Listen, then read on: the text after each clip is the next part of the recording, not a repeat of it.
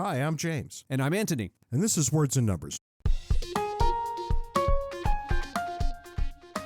Ant, try real hard for a change. Dazzle me, will you? What's new and exciting in your world this week? You'll find this fascinating. This is supposedly a historic first. 16 plaintiffs sued the state of Montana and won after asserting that Montana violated their constitutional right to a clean and healthful environment. Now, normally that kind of thing we would just throw out and say, well, clearly the Constitution does not guarantee you a right to a clean, healthful environment, except that they're not referring to the federal Constitution, but to the Constitution of the state of Montana. And who knows, the state of Montana's constitution might do any number of idiotic things. Yeah, as so with many states. But here's in part what the Constitution says, that each Montanan, quote, shall maintain and improve a clean and healthful environment in Montana for present and future generations, end quote. Now here's the problem. People have a tendency to want to put flowery words into documents like a constitution without thinking about what they really mean and what the logical implications of them being there are. These words aren't supposed to be feel-good window dressing. And so what happens? According to these words, people in Montana do indeed, under their state constitution, have a right to a clean and healthful environment. Now follow that logically. Don't just feel good about clean and healthy environment. Follow it logically, and what it means is the Constitution is authorizing the state to step in and use force whenever someone despoils the environment. One might say it's requiring the state to step in and use force. Right. And you can say things like, well, yeah, of course. Well, we want the state to step in cases of pollution, for example. Okay, but that's not what this says. This says clean and healthful environment, which means, for example, anyone who runs a lawnmower is in violation of this. So the moral of the story here is be careful what you put into a constitution because future generations are going to read the exact words that you put there. Actually, I would fine-tune that warning a little bit. It would be more, be careful what you allow other people to put into constitutions, because whoever inserted this language into the Constitution knew what he was doing. Oh, you think so? Absolutely. It was the people who said, well, what harm could it bring? Those are the people who now have to look themselves in the mirror for the rest of their lives if this continues. And it will. But you see this kind of thing all over the place. When a couple of years ago, maybe 5 years ago, when campus violence was a big thing in the news again, my university had this sweeping change of policy, and it said, here's the new, whatever it was, campus safety policy. And one of the line items on there, and the faculty were walked through all of this, so everybody is clear, this is how we're going to have a safe campus. One of the line items said, anything that is or can be used as a weapon is hereby banned from campus. Here's the interesting thing. So anything that is or can be used as a weapon, banned from campus. And somebody raised the question, well, what do you do in an active shooter situation? And what if you have no choice? You're confronted with a guy. And what does the head of security say? He says, well, you could, for example, grab a pencil and stab him with it, thereby declaring that pencils can be indeed weapons and therefore are banned from campus now. Pencils can absolutely be weapons, and anybody who's ever touched a sharp one knows as much. All kinds of things can be weapons, right? This is just pure idiocy. And you can say, and understandably so, well, let's use common sense when we're reading this. Yeah, but here's the problem. If you step away from the actual words, understandably, you want to use common sense, someone else can come along with not so common sense and do the same thing. Well, different common sense. Different common sense that you might not agree with, right? All of that was idiotic, and I'm afraid I've got another little thing that's probably going to feel idiotic when we talk about it, but I wanted to get your reaction because it's, of course, your Pope back at it again. Oh, no. What's he done now? How do you never know this? How is it always me pointing out to you what your Pope has done? Every time I see his face, I just think, oh, please, God, don't be talking about the economy. Well, no, not about the economy. Talking about the American church, who he referred to as a pack of reactionaries.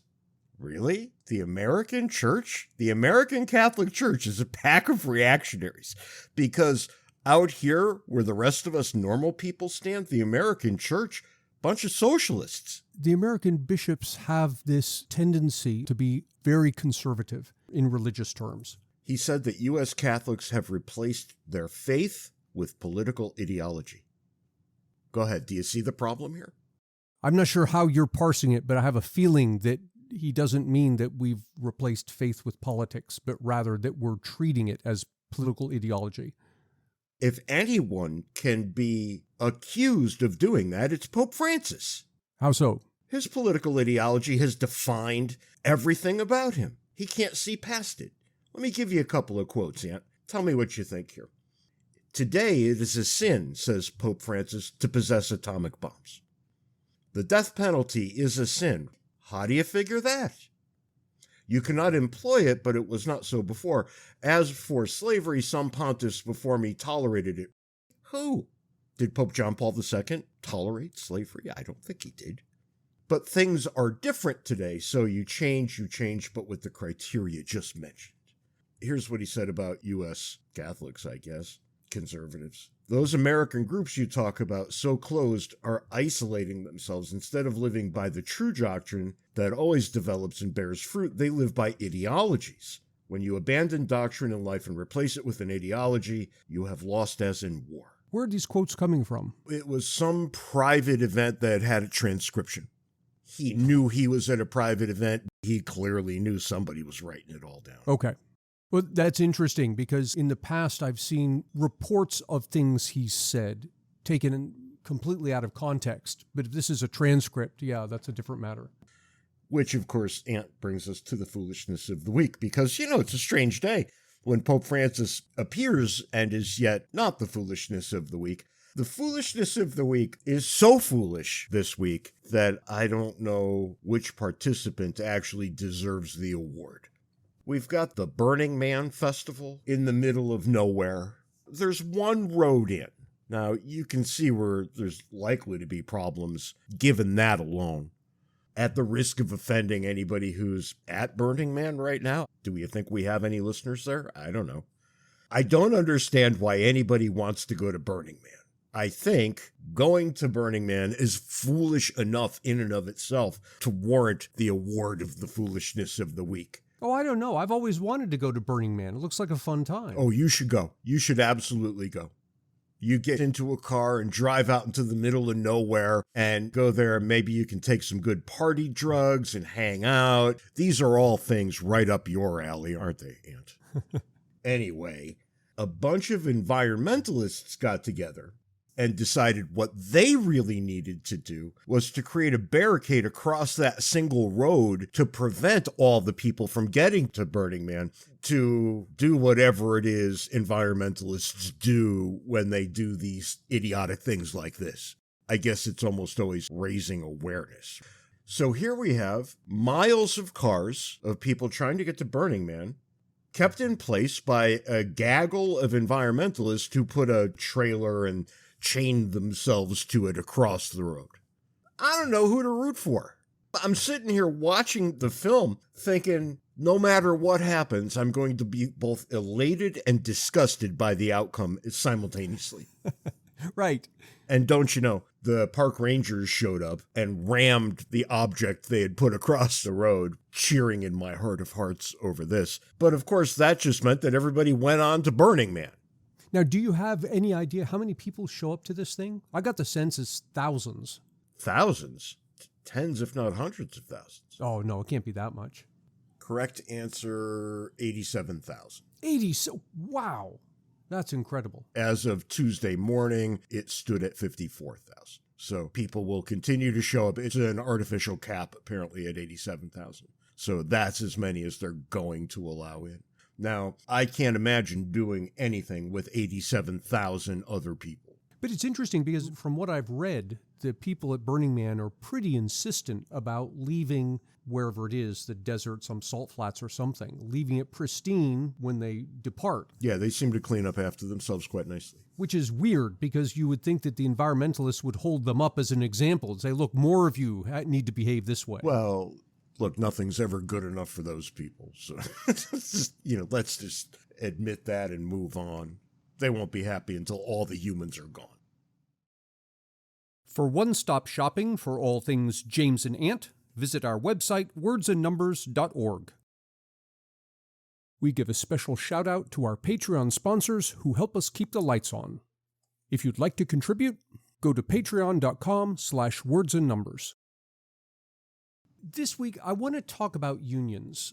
Let's start with the fact that union membership in the United States has been pretty much in free fall for decades. The data I'm looking at only goes back to 2000, but in 2000, 16 million Americans were members of unions, and that's pretty much dropped at a straight line, plus or minus a bit. We're down to 14 million today. In 2000, I was probably in a union. I've been in unions 5 or 6 times in my life, back in the days when you could be forced into union membership. The 16 million down to 14 million, that's a 13% decline. But that's a 13% decline, not accounting for the fact that there are actually more workers today than there were in 2000. Quite a lot more. Can you quantify how many more workers we have right now than we did at the height of the union participation? Employed persons in the United States. In 2000, we were around 135 million. Today, we're at 160 million. But let's hold on a second, because we weren't at the height of union membership in 2000, were we? No, that's just as far back as my data's going. I see. Okay. So if you do the math, you're talking about 12% union membership in 2000 versus 8 or 9% union membership today. And that's total workforce participation in unions, correct? Yeah, that's total workforce. So if you want to talk about that in percentage terms, that's like a 30% decline in the incidence of union membership. So it's in free fall. But that's union overall. If you break out workers, public versus private sector, you find that the incidence of union membership in the public sector is 6 times what it is in the private sector. That stands to reason, though, doesn't it? Yeah, well, the thing that's annoying in the public sector is whenever you have some kind of a job negotiation, you've got people on 2 sides of the table, but unlike in the private sector, the person who's actually footing the bill isn't at the table. In the private sector, you've got management representing the stockholders. Those are the people who are ultimately paying the wages, and you've got the workers on the other side. In the public sector, the taxpayer is nowhere to be found. Then that would explain quite clearly why one kind of wages just goes up over time no matter what, and the other doesn't. Now, you raise an interesting point, because people are going to say, yeah, but look at what unions do. They obtain higher wages for their workers, which is correct. On average, unionized jobs are paying about 20% more than non-unionized jobs. And all this gets me thinking. In my opinion, what's been happening is unions have come to rely on government protection. That is, there are rules in place that prevent unions from competing with each other, and up until relatively recently, actually prevented businesses or made it difficult for businesses to get rid of unions. In some states, at least up until 2018, you could be in a situation where you're allowed to choose not to be a member of the union, but you still had to pay dues, regardless. Ridiculous. Yeah. Now, the Supreme Court overturned that in 2018. That's a relatively new thing. But unions have been living off of this government protection for such a long time, I claim, that they've failed to offer good value. And by good value, I mean they've failed to be looking at their customer, which is the worker, and constantly asking, what can we do to make it better for the workers? Instead, they're asking the question, what can we do to co-opt the government to keep the union in power? Well, I think the first thing you have to admit is that the worker isn't really the customer. Where the union is concerned? That's right. Tell me, who is? Well, when you look at how unions have traditionally behaved, the worker isn't a customer, the worker is a tool. And what's the end goal of the union? And the end goal of the union is to make happier people who work for the union. Yes, people who work for the union, as opposed to the workers the union is supposedly represents. Not as unionized workers. So as long as that's even a possibility, you're going to have a problem. Right. And that kind of thing will come about when, for example, you have government rules that prevent competition for the unions. They force people to belong to the unions. And so consequently, the people become, to use the term you used, tools that the union uses to advance its own cause. And what's the difference? The difference is if you're able to walk away from the union, if the union is facing constant competition from alternative unions that entrepreneurs might found, then the union has to be laser focused on maintaining its membership. How? Not through legislative fiat, but by offering things that actually are good for the workers. Yeah, market forces. You know, James, as we're talking about this, there's an interesting parallel in universities. In a lot of ways, universities are coming to use students as tools to advance the good of the university. And student loan forgiveness is one more nail in that coffin. If you've got student loan forgiveness, the student isn't ultimately paying the price. It's the taxpayer who's paying the price. And so the university can turn its attention away from doing what's good for the student and start thinking about what can we do to just get students in the door so that we get that taxpayer money. You make a very strong case that that's already happened. That happened decades ago. That happened the minute the federal government guaranteed student loans. Yeah, I agree. Now, I want to underline something here. This screed I'm throwing out here is not anti-union. I'm not anti-union by any means. I'm anti-union. Oh, are you? Yeah. Well, I'm not at all. I'm not anti the idea of a union. I'm anti how unions always work. I'm anti-protectionist. Yeah, I'm anti-protectionist. Of course I'm anti-protectionist. Take away government protections of unions, and I think that's a great thing. My problem is with the protectionism. It's not with the union.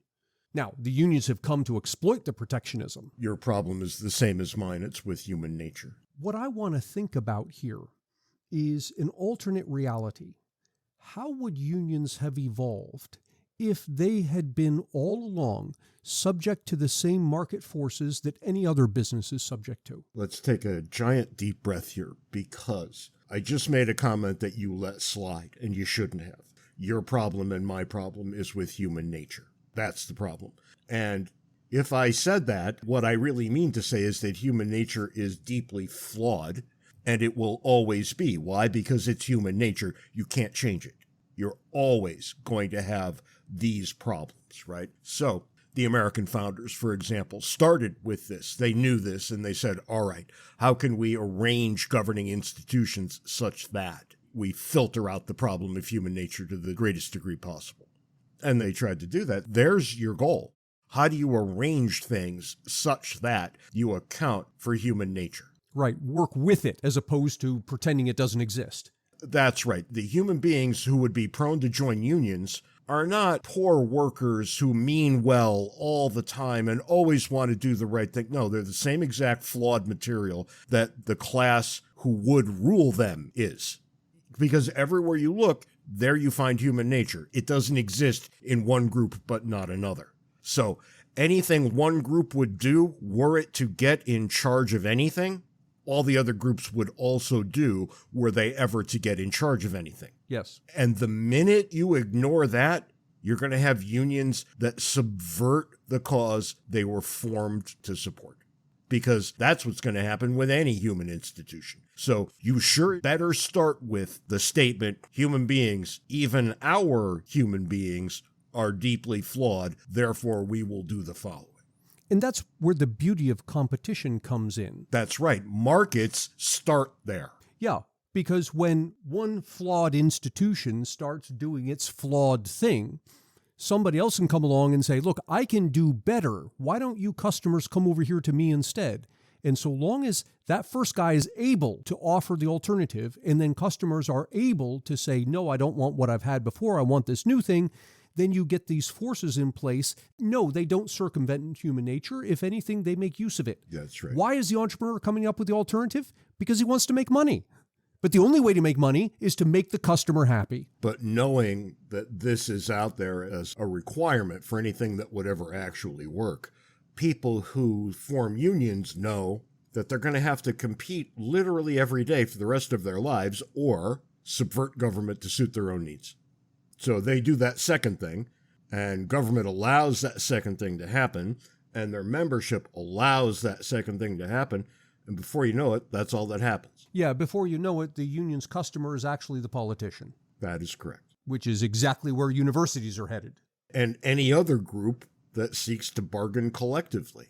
But I digress. I want to conduct a thought experiment and ask if, since their inception, unions would have had to compete in the marketplace in the same way that businesses compete, how might they have evolved? And it occurs to me that there are a couple of major problems that we're dealing with today that might not exist if unions had been forced to compete.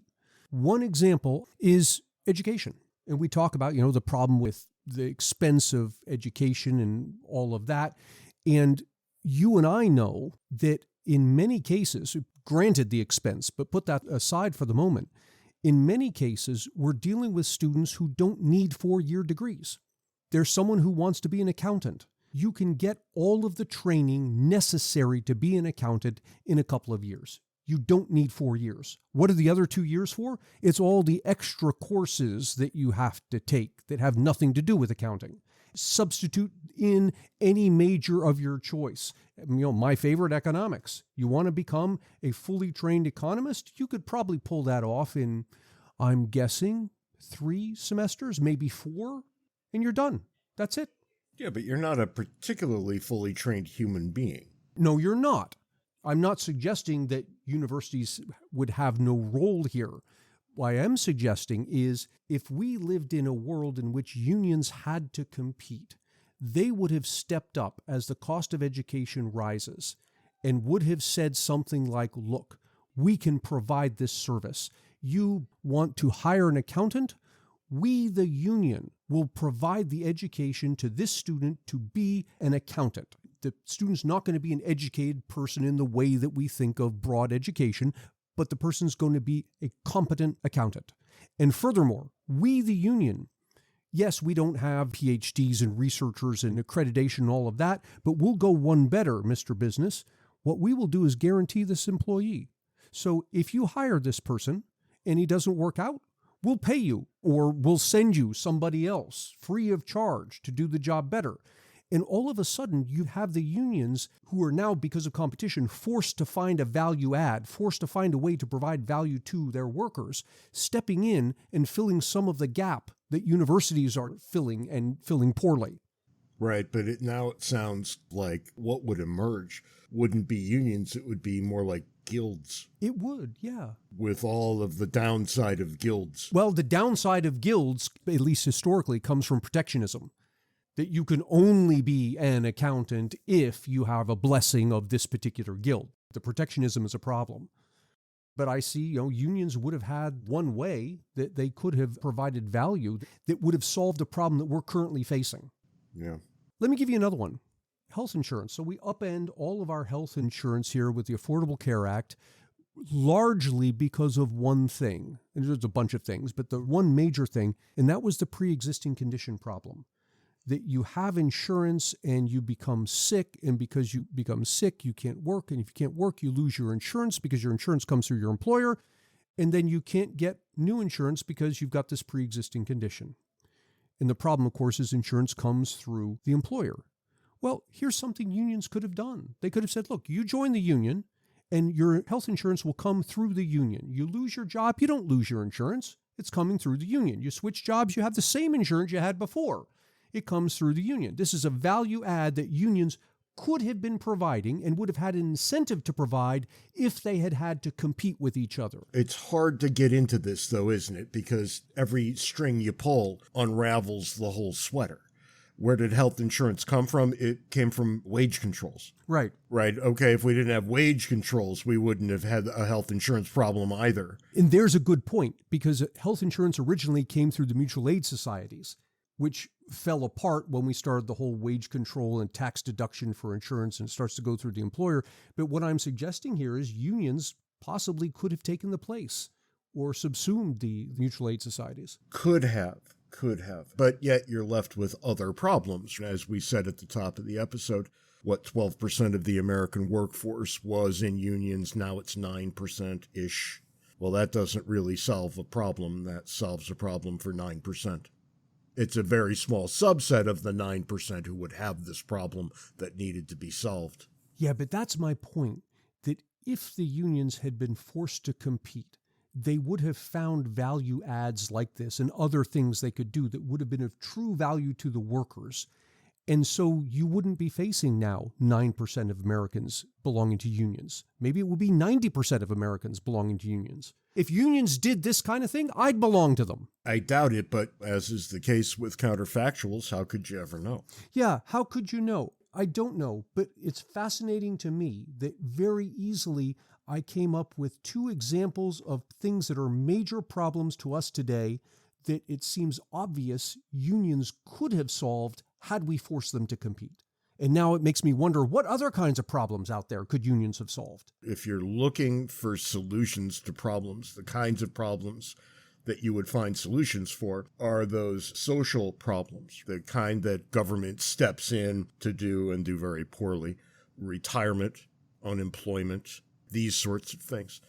Anything with a national program. Yes. So Medicare, Social Security, unemployment, the things that came along during the New Deal. And isn't this interesting? Because you could say, well, yeah, we've got important social problems and unions could address some of them. Because that's so important, we need to protect the unions. And you're not aware that you're actually doing the opposite of what you should be doing. By protecting them, you make them no longer focus on the good of the worker, but they turn around and start focusing on the politicians. On the one hand, you would have to always say, even I would say this, that unions need to be protected from the government, right? Because the government will often have a motivation to torpedo trade unions. There's where your protection has to come. And then unions must protect the workers from whom they take the money. Right. So workers, to some degree, have to be protected from the unions as well. And all of a sudden, you see a very heavy hand for oversight. And when you see a heavy hand for oversight, you will find abusive oversight. And what's going to happen? The unions will find a way to take advantage of that and worm their way into a very favorable position. And I come back to competition because you said something important. You said that workers themselves would have to be, to some extent, protected from the union. And if you think about it, the same kind of thing exists with other businesses. Customers today need to be protected from businesses. I shop at a grocery store. I need to be protected from the grocery store. What does that mean? I want to be protected so the grocery store can't jack up its prices and start charging me monopoly prices for a banana or whatever it is. But I don't need regulation to do that. All I need is free entry. For a competitor... One more grocery store. You need one more grocery store. One more grocery store. That's all I need. Right. And that's what we're missing with unions. And then you have to find a way to make sure that the owners of those 2 grocery stores don't go get coffee every week. That's right. But really, all you need to prevent that is a 3rd grocery store. That's right. Et cetera, et cetera, et cetera. Look, I'm sympathetic to all this. I don't know how much I agree with you, but I am sympathetic. I've got nothing else to say on the topic. First time for everything. And that's all the time we've got this week on Words and Numbers. Until next time, be sure to follow us on Twitter. Handles are in the show notes. Join Words and Numbers Backstage, the Facebook group where the conversation continues, and send us email, wordsandnumberspodcast@gmail.com. Until next week, try to be nice to one person who doesn't deserve it. Just one. And who knows, it may turn into a trend. Give it a shot. You might feel good about yourself. You could say you tried. You tried, that's right. Till next week, can't take it easy. See you next week, James.